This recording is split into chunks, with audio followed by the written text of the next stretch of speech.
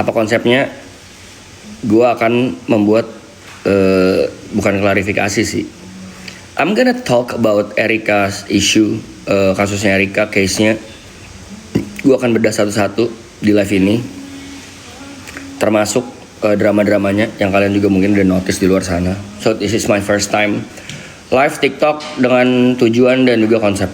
Biasanya kan gue live kalau nggak buat nge-DJ, buat gabut. Ini pertama kali gue meniatkan diri dan menyempatkan diri untuk live di TikTok untuk membuat satu statement yang bisa mungkin kalian telan atau juga mungkin kalian ada yang nggak terima, ada yang terima, silahkan. So balik lagi, pendapat dan opini adalah ke diri masing-masing, oke? Bisa kita mulai? Beda satu-satu, sedetail mungkin, serinci mungkin. So buat teman-teman yang mau screen record, all good. Gue akan bedah di sini. Kita mulai, oke, kita mulai. Di sini gue akan memposisikan diri sebagai laki-laki, bukan sebagai pacar Erika, sebagai laki-laki as a human being, sebagai manusia yang diciptakan normal pada umumnya, yang diciptakan Tuhan normal pada umumnya, yang punya akal sehat, yang punya hati nurani, yang punya akal budi, pendidikan, edukasi, dan juga etika. So, gue akan membahas ini dari POV, saya lagi ya, dari POV laki-laki, bukan POV pacar, ataupun teman, ataupun pihak manapun, no. Gue akan membedah ini, mendeskripsikan ini sebagai speak up tentang masalah Erika yang kalian tahu dia lagi hamil. Satu-satu dari komen-komen netizen yang berkeliaran di luar sana. Dan balik lagi, tidak salah dan tidak benar, karena kalau kita mau nyari benar dan salah itu bukan tugas kita cuma manusia, itu tugasnya Tuhan ya, buat menjudge siapa yang benar dan siapa yang salah. But konteks di sini yang mau gue bahas adalah perbuatan yang baik dan tidak baik. Kita bedah satu-satu dari komentar stop normalisasi hamil di luar nikah. 1. Erika datang ke podcast Deddy Corbuzier, Om Deddy, shout out buat Om Deddy yang baik udah bantuin juga. Erika datang ke podcast tersebut bukan untuk menormalisasi atau bukan untuk kalian menerima atas kehamilan luar nikahnya. No. Mungkin kalau kalian udah nonton dan kalian udah paham, kalian bisa menyimpulkan sendiri artinya dia datang ke sana apa. Dan gue baca di beberapa komentar di TikTok tuh banyak kok yang pintar juga, yang udah ngerti dan udah tahu dan nangkap poinnya itu apa. Erika Carlina ke podcast Deddy Corbuzier bukan untuk menormalisasi apa perbuatannya. Once again, bukan menormalisasi. Jadi buat yang bilang stop normalisasi hamil di luar nikah, I agree with you no matter what. Fuck that. Sampai di sana gue setuju. Karena apapun perbuatannya yang ia lakukan adalah salah. Hamil di luar nikah, or you can say it seks bebas, duta pergaulan bebas, apalah pergaulan bebas akibatnya, itu purely salah dan tidak diajarkan di agama manapun atau di hukum negara manapun, karena harus nikah dulu, but the point is perbuatannya adalah salah. Tapi jadi di kasus ini ada dua guys, kalau gue selalu menyikapi sebuah kasus ada dua, sebab akibat perbuatan aksi. Perbuatannya adalah hamil di luar nikah, yes betul, dia itu mungkin ada hilaf-hilafnya, balik lagi ya, kita hanya manusia dan tidak luput dari kesalahan. Karena kesempurnaan hanya milik Tuhan. Perbuatannya salah. Tapi apakah aksinya salah? Menurut gue enggak. Karena aksinya ada 3 output yang Om Deddy udah jelasin juga. Bisa tanda kutip digugurin ataupun dibuang lah tanda kutip ya. Bisa juga ditutupi. Yang udah Erika lakukan selama 7-8 bulan belakangan tuh dia tutupin. Dia dengan pakai baju longgar-longgar, dengan dia tidak mau keluar terlalu intens, tidak mau terlihat hamil, itu dia nutupin. Dia udah melakukan itu. Kenapa dia speak up? Akhirnya dia membuka. Why? Kalian juga mungkin udah paham kan? Kenapa dia membuka itu? Karena menurut gua dia ada mendapatkan threat. Apa itu threat? Ancaman berupa lisan ataupun verbal ataupun bukti chat ataupun apapun itu yang membahayakan karir dan juga dirinya, apalagi anaknya. Karena ancaman tersebut menurut gua as a human being, balik lagi, itu nggak bisa dinormalize. Itu yang menurut gue poinnya harus kalian camkan, bukan normalize perbuatannya. Nope. Yang menurut gue harus ditolak keras adalah pengancaman dan juga perbuatan tidak menyenangkan yang dilakukan oleh pihak sana, pihak cowoknya. I'm not gonna say the name, gue gak mau mention juga. adalah berupa sebuah pengancaman di grup WhatsApp yang bukti-buktinya sudah kami pegang pasti. Jadi kita nggak mau ngomongin orang dari kata si ini gini loh, kata si ini gini loh. No.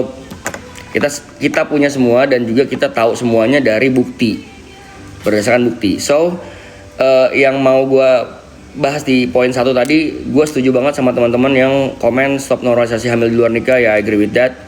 Cuman yang mau gue tanggapi adalah perbuatan baik atau tidak baiknya. Perbuatan tidak baiknya betul di perbuatan. Cuman aksinya menurut gue Erika sangat respectful as a mom, as a woman. Dia memilih untuk tidak membuang janinnya dan memilih desisi untuk membesarkannya sendiri dan juga melahirkan. Apalagi dia juga tidak meminta pihak manapun untuk bertanggung jawab. Nonton podcastnya baik-baik, dia tidak meminta. Jadi ada yang komen kayak gini, waktu bikin diem-diem, waktu udah kejadian koar-koar, terus minta tanggung jawab. Nope, you got it all wrong. Don't get me wrong ya, Erika tidak pernah meminta tanggung jawab sama sekali, at all.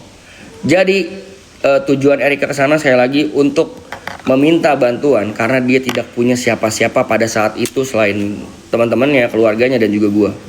Dia meminta tolong kepada orang yang menurut dia bisa membantu, which Om Ded, untuk membantu dia menangani kasus yang katanya ada omongan dan kita udah lihat chatnya itu adalah ancaman yang dia stres mungkin seminggu atau berapa lama terakhir sebelum dia ke Om Ded tuh dia stres, dia mengalami mual-mual, dia juga flek karena dia tanya ke dokter orang hamil tuh nggak boleh stres, harus happy, harus makan yang bergizi. Dia nggak bisa makan karena mual, dia muntah-muntah mulu setiap makan karena mual. Dan juga dia flek berkali-kali, yang gak sekali 2 kali. Itu karena dia stres, gak bisa tidur, which itu mengganggu pertumbuhan janin dan juga kesehatan dia. Makanya dia minta tolong Om Deddy buat, Om tolongin saya lagi ada masalah, saya diancam bla bla bla bla bla sama laki ini. Menurut gue as a human being, apapun ancamannya, apapun gibahnya di grup tersebut, bro, you are not human. Karena Tuhan ciptain lu tuh konsepnya bukan, ciptain manusia, kita sebagai manusia tuh konsepnya bukan kayak gitu. Dan gue juga pernah bahas ini, kalau lu gak bisa berbuat baik, minimum banget jangan jadi orang jahat deh. Kedua, masalah podcast, masalah stop normalisasi menurut gue udah clear ya, oke? Masalah kedua adalah, ini yang gue lumayan muak ya. Masalah circle bahagia yang memparodikan kehamilan Erika. Bro, gue sebenarnya mungkin kalian lihat postingan gue kemarin dan menurut kalian, Brevi you need to speak up, Brevi you need to speak up, Brev, Vicong lu harus ngobrol, lu harus ngomong, lu harus speak up tentang ini. I was asking Erika.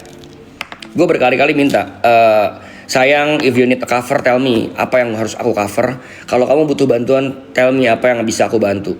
Gak usah sayang, I can handle it myself. Gak usah, aku bisa urus sendiri, gak usah gini. Perlu gak aku ikut campur? Gak perlu gini. Sampai Erika ngelihat video parodi tentang itulah ya. Mungkin kalian semua udah tahu kan. I'm not gonna say the name, sekali lagi gue gak akan mention siapa namanya. Kalian udah pada gede, kalian juga tahu videonya viral banget. Yang memparodikan atau mungkin bahasa gue tuh mocking. Mocking tuh artinya mengejek orang atau meniru sesuatu perbuatan yang menurut mereka lucu dan bisa dibercandain. Back again, gue juga tadi baru posting. Dan akhirnya Erika mengizinkan gue karena dia udah gak tahan dan gak kuat terhadap ejekan-ejekan dan hinaan yang ditujukan kepadanya. Karena tidak objektif, balik lagi. Tidak objektif kenapa? Karena menurut dia tidak pernah menyenggol siapapun, dia gak pernah berurusan sama siapapun. Even gue juga tidak pernah punya masalah sama siapapun circle-nya. Kalau sama orangnya ya pernah. Dia gak kuat dan dia bukan meminta bantuan, dia mengizinkan gue untuk involve ke kasus ini. Kasus yang mana bang? Kasus yang circle bahagia ini. Gue nyebutnya circle bahagia karena videonya mereka bahagia banget. Mereka seneng, mereka membuat ini terlihat lucu dan juga seru gitu. But I think it's not cool bro. Akhirnya gue minta izin, sayang boleh gak untuk di ini aja, di kasus yang ini aja yang kamu